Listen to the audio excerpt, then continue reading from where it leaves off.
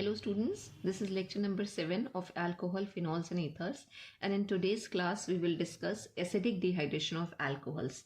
In the presence of an acid, a water molecule is eliminated from alcohols and we will see the formation of alkenes, right? And in this way, if we draw the structure of an alcohol,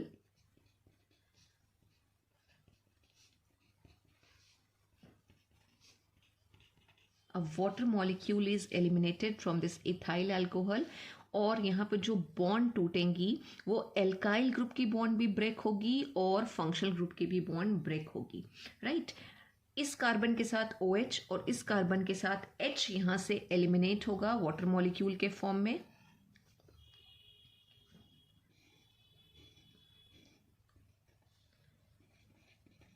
ये reaction temperature dependent reaction है. 170 degree Celsius पे reaction होगी and we will get alkene, right? 2 carbon वाला हमने alcohol लिया था, ethyl alcohol, तो जो एल्कीन हमें यहाँ पे मिलेगी वो होगी ethene plus 1 molecule of water. तो बेसिकली अगर हम केमिकल प्रॉपर्टीज की बात कर रहे थे अल्कोहल्स की, और उसमें हम कह रहे थे कि अल्कोहल्स में 2 पोलर बॉन्ड होती हैं, तो वो दोनों पोलर बॉन्ड के टूटने से भी अल्कोहल की केमिकल प्रॉपर्टीज आती हैं, एज वेल एज जब ये बॉन्ड जो कार्बन और हाइड्रोक्सिल ग्रुप के बीच में है और एल्काइल ग्रुप की बॉन्ड, ये दोनों बॉन्ड्स भी जब ब्रेक होती हैं तो भी हमारे पास नए प्रोडक्ट्स बन के आते हैं अल्कोहल से, जिसमें से एक पॉपुलर रिएक्शन है डिहाइड्रेशन की reaction. Dehydration means the elimination of water molecule.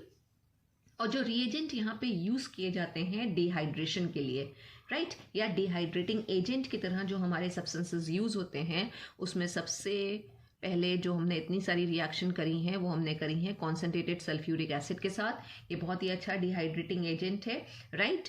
या फिर लेकिन इसके साथ एक कंडीशन है कि टेम्परेचर पे होना चाहिए, 170 डिग्री सेल्सियस टेम्परेचर हो. अगर दूसरे रिएजेंट की हम बात करें जो हेल्प करता है डिहाइड्रेशन में, तो वो है 20% फॉस्फोरिक एसिड यानी कि H3 और PO4, राइट? तो ये 2 डिहाइड्रेटिंग एजेंट हैं. इसके अलावा P2O5 या फिर POCl3, जिसको हम पेरिडीन या फॉस्फोरिल क्लोराइड भी कहते हैं, और या फिर अगर सिर्फ H भी लिखा हुआ हो तो वो भी डिनोट करेगा कि डिहाइड्रेशन की रिएक्शन होगी. और एक बहुत अच्छा जो डिहाइड्रेटिंग एजेंट माना जाता है वो है KHSO4. तो ये सारे सब्सटेंसेस अगर लिखे हुए हैं एक अल्कोहल के साथ, तो ये बेसिकली सब क्या करेंगे, अल्कोहल को डिहाइड्रेट करेंगे, और अल्कोहल का जब डिहाइड्रेशन होगा तो वाटर मॉलिक्यूल एलिमिनेट होगा और हम जो प्रोडक्ट की बात करेंगे वो प्रोडक्ट हमारे पास यहाँ पे बन के आएगा एल्कीन. जितने कार्बन का हमने अल्कोहल लिया होगा उतने ही कार्बन का यहाँ पे एल्कीन का फॉर्मेशन होगा. और ये जो रिएक्शन है इसको हम बोलते हैं alpha beta elimination reaction. Alpha beta elimination reaction means कि फंक्शनल ग्रुप जिस कार्बन के साथ अटैच्ड होगा वो अल्फा कार्बन होगा और उसके एडजेसेंट वाला जो कार्बन होगा बीटा होगा. तो बीटा कार्बन से हमें क्या करना है, एक हाइड्रोजन को निकालना है. अल्फा से तो OH जाएगा ही जाएगा, बीटा कार्बन से एक हाइड्रोजन निकलेगा और एलिमिनेशन रिएक्शन चलेगी यहाँ पे, राइट? तो जो मैकेनिज्म चलती है वो इवन रिएक्शन या यूनिमोलिकुलर एलिमिनेशन रिएक्शन चलती है. और अभी हम इस क्लास में इसकी मैकेनिज्म भी डिस्कस करेंगे, क्योंकि बोर्ड में आपसे कभी कभी इसकी मैकेनिज्म भी पूछ ली जाती है. अब ये जो रिएक्शन हमने लिखी थी, ये हमने इथेनॉल का डिहाइड्रेशन दिखाया है. यही अगर हमारे पास ब्यूटान 2 ऑल हो, CH3 CH2 CH और CH3OH, राइट? ब्यूटान 2 ऑल है और उसके साथ यहाँ पे हम बात कर रहे हैं कॉन्सेंट्रेटेड H2SO4 है और टेम्परेचर 170 डिग्री सेल्सियस लिया गया है. तो क्या प्रोडक्ट बनेंगे अगर पूछा जाता है हमसे, तो डिहाइड्रेशन ऑफ अल्कोहल होगा ऑब्वियसली. लेकिन डिहाइड्रेशन में जब हम बात कर रहे हैं अल्फा बीटा एलिमिनेशन चलता है, तो ये कार्बन इसके साथ फंक्शनल ग्रुप अटैच्ड है, अल्फा कार्बन हो जाएगा. इसके एडजेसेंट ये 2 कार्बन है, ये भी बीटा कार्बन है और ये भी बीटा कार्बन है. तो हमें प्रोडक्ट क्या बनाने हैं या फिर मेजर प्रोडक्ट क्या बन के आएगा, तो एक रूल जो हमने पढ़ा है जो है सेजेफ रूल, वो ये कहता है कि हाइड्रोजन वहाँ से निकलेगा जहाँ पे कार्बन ज़्यादा सब्स्टिट्यूटेड होगा, राइट। तो ये भी बीटा है हमारे पास, ये भी बीटा है। अगर हम यहाँ से हाइड्रोजन निकालते हैं तो हमारे पास क्या बनना चाहिए, बट 1 इन। लेकिन सेजेफ रूल के हिसाब से जो हाइड्रोजन निकलेगा वो CH2, इस वाले यानी कि जो लेफ्ट हैंड साइड वाला कार्बन है CH2 जो ज़्यादा सब्स्टिट्यूटेड है, हाइड्रोजन वहाँ से जाएगा और हमारे पास जो प्रोडक्ट बन के आएगा वो हो जाएगा CH3 सिंगल बॉन्ड CH, एक हाइड्रोजन यहाँ से एलिमिनेट हुआ, डबल बॉन्ड CH और CH3 प्लस H2O, राइट। ये मेजर प्रोडक्ट बन के आएगा और ये है बट 2 इन। और मेजर प्रोडक्ट की जब भी हम बात करते हैं तो 80% रहता है मेजर प्रोडक्ट, बट 1 इन भी बनेगा लेकिन वो माइनर प्रोडक्ट की तरह बनेगा।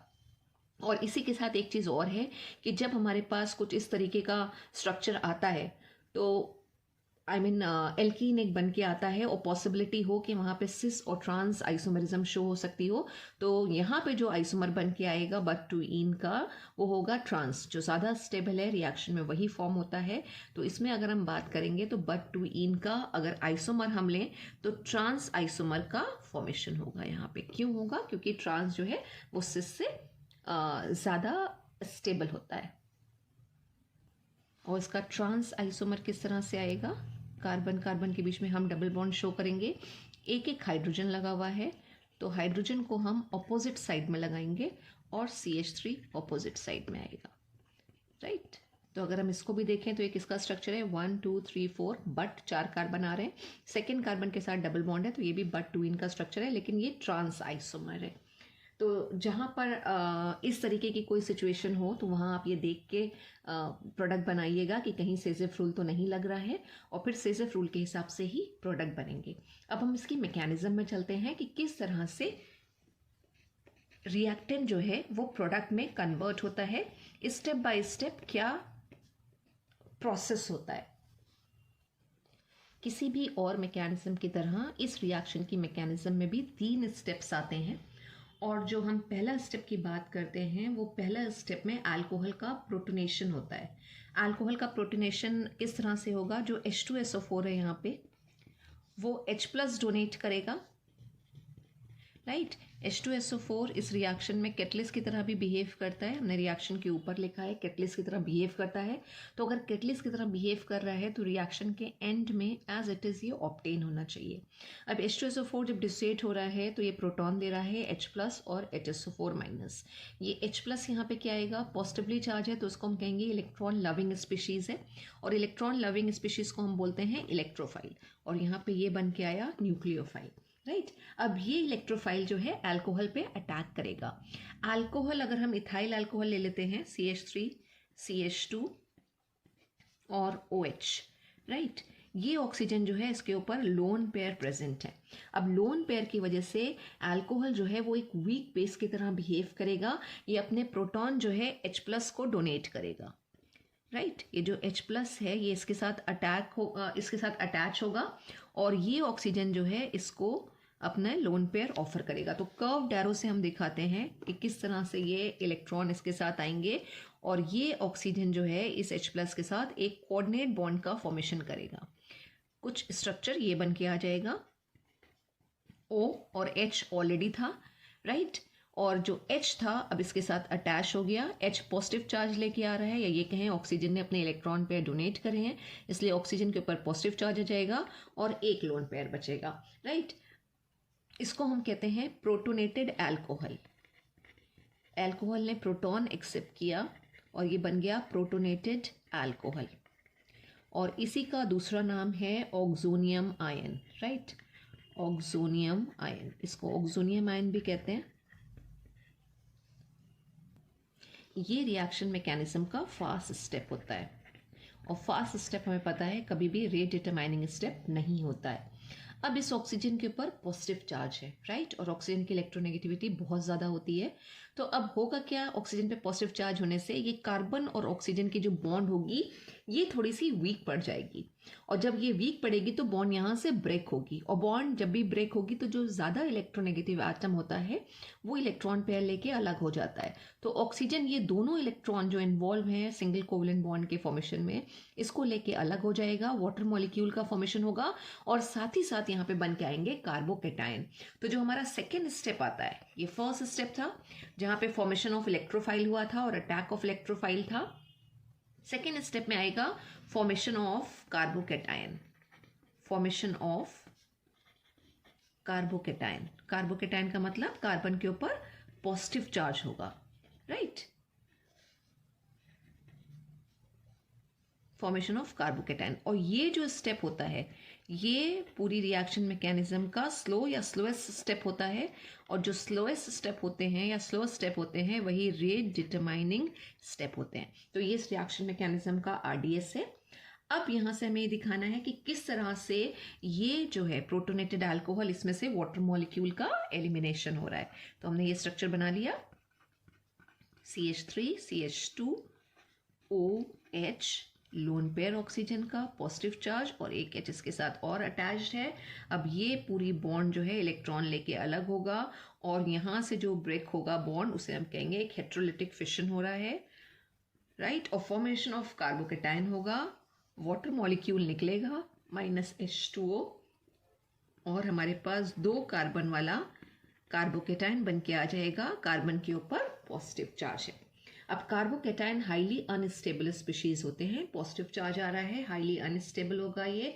तो फाइनली स्टेज या फाइनल स्टेप में क्या होगा, ये जो कार्बोकेटायन है इसमें से एक हाइड्रोजन का रिमूवल होगा, और हाइड्रोजन का रिमूवल किस फॉर्म में होगा, H+ या प्रोटॉन के फॉर्म में होगा। और किसके इन्फ्लुएंस में होगा, HSO4- के इन्फ्लुएंस से होगा। हमने कहा था कि H2SO4 जो कॉन्सेंट्रेटेड सल्फ्यूरिक एसिड है वो एक कैटलिस्ट की तरह बिहेव करता है। तो एट द एंड, रिएक्शन के एंड में हमें H2SO4 as it is obtain भी करना है। तो इस HSO4- में एक H+ हमें जोड़ना पड़ेगा। तो वो H+ कहाँ से आएगा, वो H+ इस कार्बोकेटायन से निकलेगा। तो जो तीसरा स्टेप आ रहा है इसका, वो है removal of proton, removal of H+ या प्रोटॉन फ्रॉम कार्बोकेटायन। और किस तरह से होगा वो हम बना के स्ट्रक्चर दिखा दें कि ये CH3 है, राइट। ये 3 हाइड्रोजन इस कार्बन के आ गए, और 2 हाइड्रोजन जो हैं इस कार्बन के हैं, और इस कार्बन के ऊपर पॉजिटिव चार्ज है। तो एक प्रोटॉन जो है वो रिमूव हो जाएगा, और ये प्रोटॉन जो है अपने इलेक्ट्रॉन देकर जाएगा। As a result of which हमारे पास क्या होगा, या इसको हम यहाँ से एब्स्ट्रैक्ट भी कर सकते हैं कि ये हाइड्रोजन जो है अपने इलेक्ट्रॉन देके जा रहा है, यहाँ से एब्स्ट्रैक्ट हो रहा है H+ के फॉर्म में, और ये जो इलेक्ट्रॉन्स हैं यहाँ डबल बॉन्ड का फॉर्मेशन करेंगे, और कार्बन का जो पॉजिटिव चार्ज है वो वैनिश हो जाएगा, and we will get CH2 double bond CH2, यानी कि ईथीन आ जाएगा। अब अगर हमारे पास ये स्ट्रक्चर है और डिहाइड्रेशन की हमें बात करनी है, प्रोडक्ट अगर हमसे पूछा गया है कि इसमें अगर हम डिहाइड्रेशन करते हैं इस अल्कोहल में तो क्या प्रोडक्ट बनकर आएगा, राइट। ये हमें कुछ इस तरह से दे रखा है, यहाँ पे H+ दिखाया है। तो H+ यानी कि एसिड की प्रेजेंस में हो रहा है। कॉन्सेंट्रेटेड सल्फ्यूरिक एसिड भी हो सकता है, कॉन्सेंट्रेटेड HCl भी हो सकता है।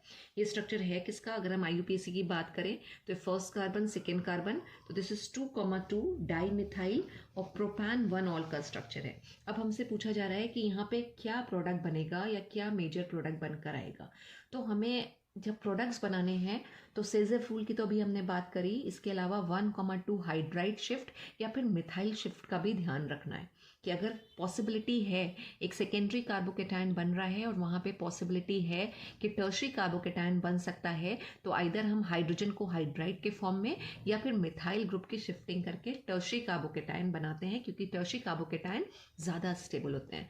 फॉर एग्जाम्पल अगर ये वाला हमारे पास केस है तो इसमें अगर हम पहले प्रोटोनेटेड अल्कोहल बनाएंगे, यहाँ से ये H+ जुड़ेगा इसके साथ, प्रोटोनेटेड अल्कोहल बनेगा, तो ये वाटर मॉलिक्यूल एलिमिनेट होगा, तो जो कार्बोकेटायन बन के आएगा उसका स्ट्रक्चर ये होना चाहिए, राइट।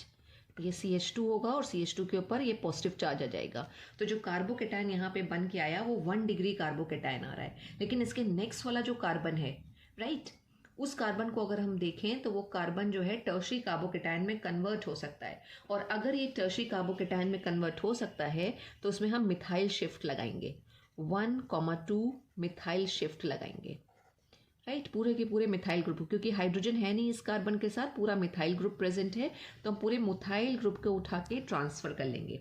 तो यहाँ से हम ये पूरा मिथाइल शिफ्ट उठाएंगे और इस पर ट्रांसफ़र करेंगे, और जब हम इस पर ट्रांसफ़र करेंगे तो ये स्ट्रक्चर बन के आएगा कुछ ये जो CH2 था, इस CH2 के साथ CH3 ऐड हो गया, ये आ गया, इस कार्बन के साथ यहाँ पे ये CH3 है, राइट, और ये पूरा का पूरा जो मिथाइल निकला वो इलेक्ट्रॉन पेयर लेके निकला था, तभी इसके साथ वो अटैच्ड हुआ, तो इस कार्बन के ऊपर ये पॉजिटिव चार्ज आ जाएगा, ये पॉजिटिव चार्ज। अब अगर हम इस कार्बन को देखें तो ये कार्बन क्या है, इधर एक कार्बन, इधर एक कार्बन और इधर एक कार्बन के साथ जुड़ा हुआ है, तो ये जो प्राइमरी 1 डिग्री कार्बोकेटाइन था ये 3 डिग्री कार्बोकेटाइन में कन्वर्ट हो गया। और हमें स्टेबिलिटी पता है कि स्टेबिलिटी का ऑर्डर आता है 3 डिग्री, 2 डिग्री, 1 डिग्री, यानी tertiary carbocations are more stable than primary, right. अब इसमें से अगर हम एक हाइड्रोजन को एलिमिनेट करेंगे तो जो प्रोडक्ट बन के आएगा, मैकेनिज्म का लास्ट स्टेप क्या था, लॉस ऑफ प्रोटॉन या रिमूवल ऑफ प्रोटॉन। तो अब हम जब इसमें से एक प्रोटॉन निकालेंगे तो वो एक प्रोटॉन यहाँ से निकलेगा, और जो स्ट्रक्चर बन के आएगा, जो प्रोडक्ट बन के आएगा वो होगा CH3C, CH रह जाएगा, NCH3, और इसके साथ जो CH3 था उसको हम एज इट इज़ लिख देंगे। तो ये जो प्रोडक्ट है इसका नाम हुआ 2 मिथाइल और बट, 4 कार्बन आ रहे हैं ये स्ट्रेट चेन में, बट और 2 और इन। ये NCERT में भी आपकी प्रॉब्लम दे रखी है, तो इस केस में ये चीज़ ध्यान रखिएगा। यहाँ CH2 के साथ जो हमने कार्बोकेटाइन बनाया था, हमें यहाँ इस कार्बोकेटाइन को, यानी प्राइमरी कार्बोकेटाइन को टर्शियरी में कन्वर्ट करना है, और उसको करने के लिए जो हम कंसेप्ट लगा रहे हैं वो है मिथाइल शिफ्ट का कंसेप्ट। 1,2 का मतलब क्या होता है, 1,2, 1 जिस कार्बन के ऊपर पॉजिटिव चार्ज प्रेजेंट है, और 2 उसके एडजेसेंट वाला कार्बन होगा। उसके एडजेसेंट कार्बन पे अगर हाइड्रोजन प्रेजेंट है तो हम उसे हाइड्राइड के फॉर्म में, यानी कि H- के फॉर्म में रिमूव करते हैं, और अगर मिथाइल ग्रुप प्रेजेंट है तो हम मिथाइल को पूरा का पूरा शिफ्ट कर देते हैं। And this way we can change primary carbocation to secondary or to tertiary. So this is about the mechanism of acidic dehydration of alcohols, and just remember कि this reaction is temperature dependent. अगर हम इस reaction को 170 degree पे ना करा के 140 degree Celsius पे अगर ये reaction होती है, मतलब टेम्परेचर उतना नहीं ले जा पाते और reaction 140 डिग्री सेल्सियस पर होती है, तो इंस्टेड ऑफ एल्कीन हमें जो प्रोडक्ट मिलेंगे वो होंगे ईथर। तो this is about this reaction. Thank you so much, students.